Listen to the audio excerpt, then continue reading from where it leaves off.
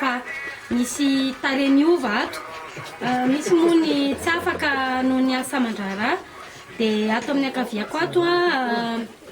izy ny conseiller spécial ny association Manga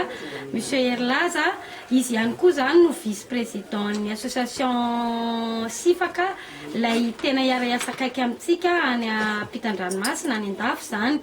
dia ato amin'ny akavanako ato izy no trésorier ny association Manga i monsieur Hery dia manarakaraka ato madame Lanto secrétaire général ny association Manga izy moa zany dia isoran'Andriamanitra fa ety akaiky ety aminareo ety eny amin'ny Manaritsoa zany hoe izy zany no tena mety akaiky indrindra anareo raha rehefa tonga ny fotoana satria izy no tena akaiky ety arak'izany dia izy koa moa zany ny Gabriel izy ny tena mpiara-miasa akaiky satria sady ao anatin'ny staffnay izy zany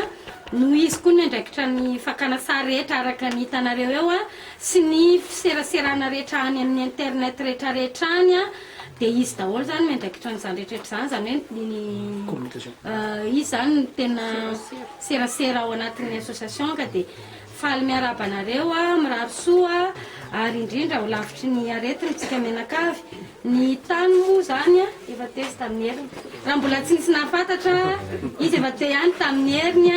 i monsieur Roland président d'honneur raha misehako ihany koa moa zany izy